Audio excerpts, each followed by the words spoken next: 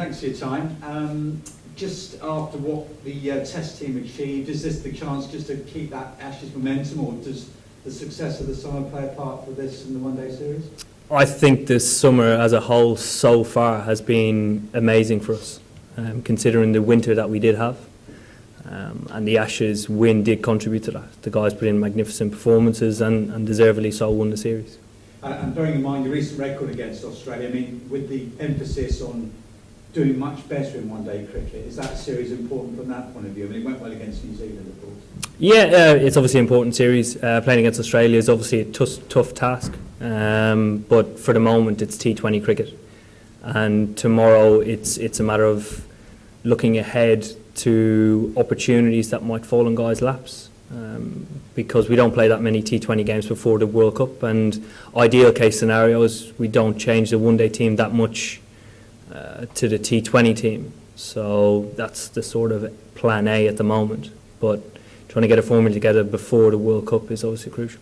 Can you tell us where you are with your game at the moment? You've had this month off just to rest a bit and try and get back to some form. How are you feeling in yourself, and how do you sort of see your game at the moment? Yeah, I feel really fresh. My attitude, my mind, my body is a lot better than it was a month ago, and I'm raring to go. I can't wait to get started.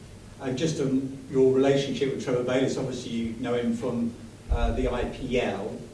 Do you have to strike up a quick relationship again, or do you just rely on your sort of previous experience with him? No, my previous experience of him is all the same. Trevor hasn't changed any of his formulas or any of the ways he goes about his business, which is great to hear, because the reputation he comes with is obviously a fantastic one, and I'm hoping that it continues here with English cricket. Owen, there's been a lot of regeneration of the team since the World Cup. I think tomorrow there's 5 of the guys in the squad that haven't played Australia.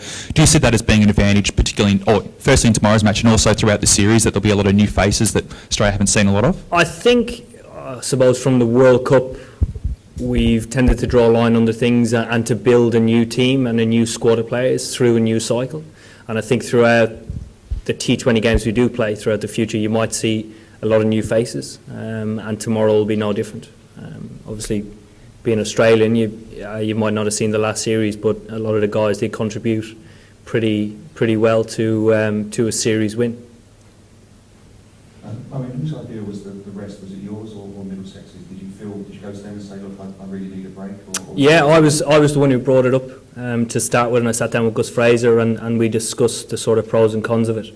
And to start with, Gus was very understanding and brilliant in the way sort of he managed it, because he said priority is obviously English cricket, which is a tough decision to do as a director of cricket of a county team.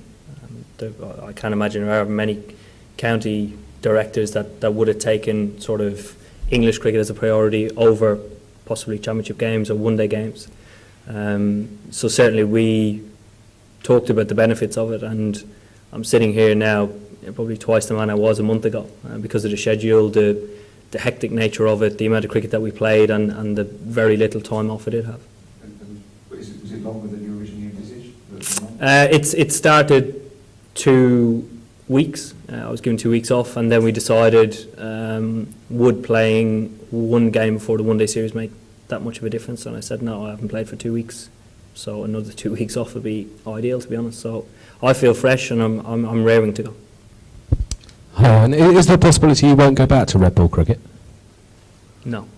Okay. And in terms of thinking of ranking points and resting players at the same time, is that a difficult dynamic to get right? Is that something that plays in your mind at all? To be honest, we haven't spoke about ranking points at all. Resting players is obviously was a priority this summer, given it was a huge summer for Ashes cricket. But obviously now priority turns to T20 World Cup and driving our one-day cricket forward.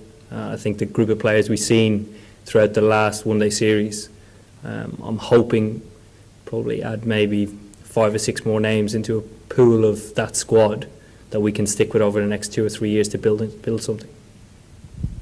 We're 10 years on from our first 2020 game against Australia at the Rose Bowl, and it's been some highs and lows since then. Have you any idea why England struggled to build on that great victory in the Caribbean 5 years ago? I think we simply haven't been good enough. our skill level hasn't been good enough to string enough wins together. We've had a couple of World Cups since then, and we haven't peaked at the right time. We have, I think, the players to do that, but we need them in good form and to form a plan, the right plan that suits the group of players that we have. Okay, thank you very much. Thank you. Thank you.